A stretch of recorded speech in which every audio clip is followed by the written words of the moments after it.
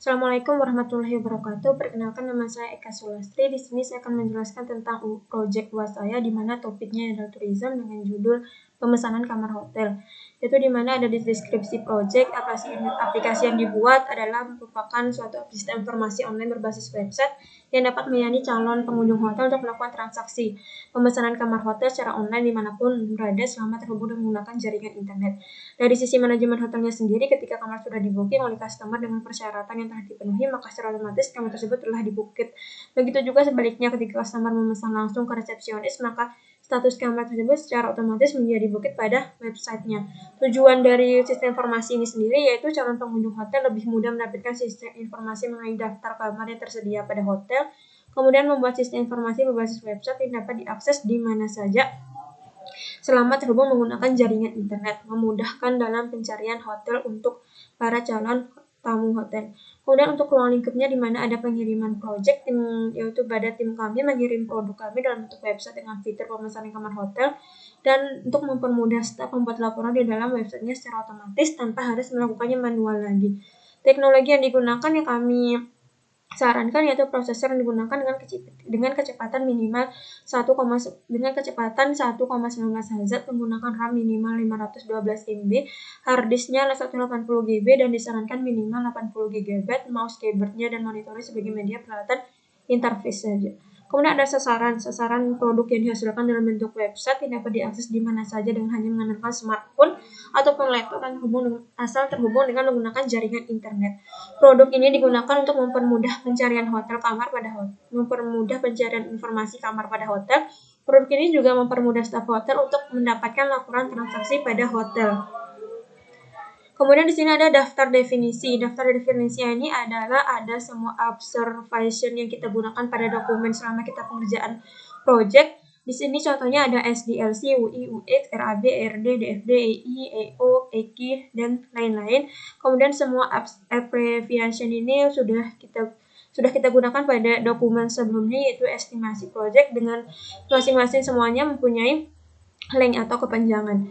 Kemudian di sini ada struktur organisasinya, di mana di sini ada bagan, manajer project, sistem analis, desain, programmer, dan accounting, di mana masing-masing mempunyai peran dan tanggung jawab. Di sini ada manajer project, yaitu saya sendiri, Eka Sulastri, di mana tanggung jawab membuat rencana project, mengalokasikan pekerjaan kepada tim, membentuk komunikasi tim yang efektif, dan memonitor perkembangan project.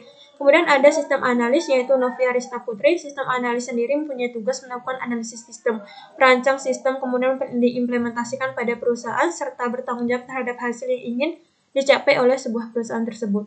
Kemudian ada desain. Di sini kita menggunakan dua tenaga desain, yaitu Ainul Arsani dan juga Nita Fitriani, di mana desain ini bertanggung jawab untuk memadukan unsur seni, visual, dan bahasa dalam sebuah desain untuk menyampaikan suatu pesan, dan untuk membuat desain yang komunikatif dan mudah dipahami dari tampilan visualnya, yaitu untuk agar tampilan web sistem informasi yang kita gunakan itu menarik.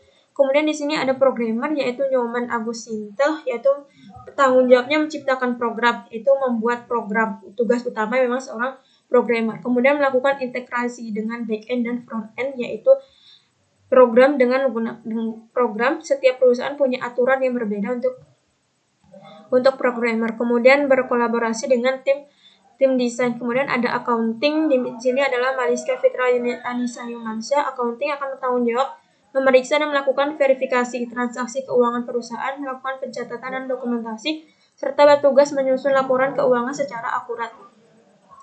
Kemudian ada estimasi project, yaitu rencana estimasi waktu. Di sini kita menghitung dengan menggunakan metode FPA dan mendapatkan nilai KLOC sehingga mendapatkan nilai effort, yaitu 40,477, dan menghitung estimasi time dari nilai effort sendiri, yaitu ada mendapatkan 9 bulan. Kemudian estimasi dan berarti jumlah per tim, yaitu ada 4 orang, di mana dimulai pada tanggal 6 Juli 2022 sampai 9 Maret 2023 dengan menggunakan timeline selama 9 bulan.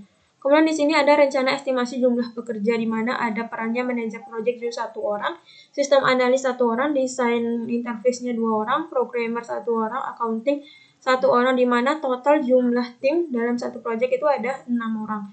Kemudian di sini ada aktivitas project pemesanan kamar hotel di mana ada inisiasi, perencanaan, pelaksanaan, monitoring dan controlling, dan juga closing. Kemudian di sini ada rencana jadwal projectnya. Rencana jadwal projectnya pemesanan kamar hotel dilakukan selama 60 hari. Kemudian ada inisiasinya dilakukan selama 9 hari, perencanaan dilakukan selama 12 hari.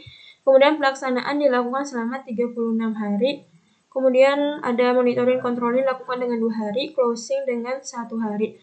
Kemudian di sini ada jadwal timeline jadwalnya dari rencana jadwal project yang dibuat menggunakan WBS, yaitu Microsoft Project itu sendiri, yaitu ada inisiasi, perencanaan, pelaksanaan. Di sini ada analisis kebutuhan dari pelaksanaan, kemudian membuat desain website dari pelaksanaan, kemudian ada monitoring dan controlling, yaitu terakhir yaitu ada closing. Dan di sini ada kisaran gaji honor per peran, yaitu ada manager project dengan gaji 6 juta per bulan.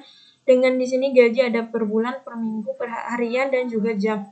Di sini ada manajer project, sistem analis, programmer, desain, accounting, di mana masing-masing gaji dan peran manajer project ini kita dapatkan dari referensi yang sudah kami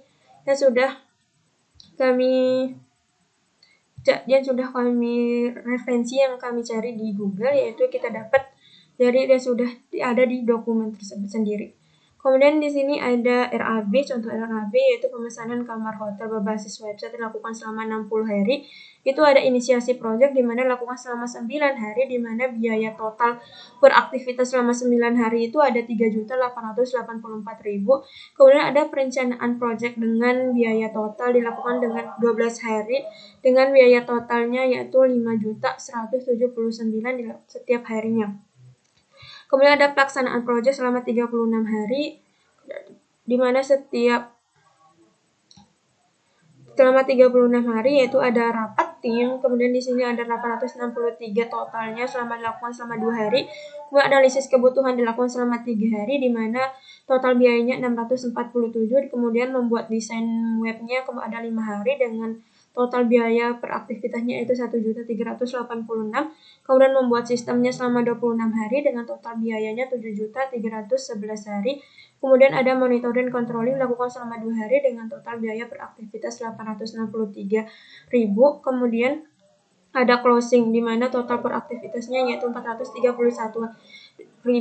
Kemudian ada biaya lainnya seperti survei lapangan, yaitu biaya lapangannya selama 5 juta dilakukan oleh 6 orang, ada totalnya adalah 30 juta. Kemudian transportasi dan makan, di mana transportasi dan makan, biaya transportasi dan makan 1 juta dikalikan ada 6 orang dalam satu tim, yaitu 6 juta sampai project selesai.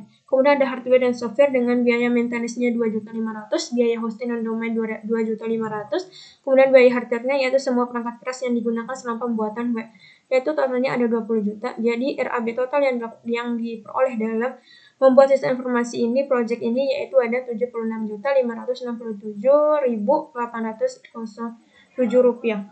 Kemudian di sini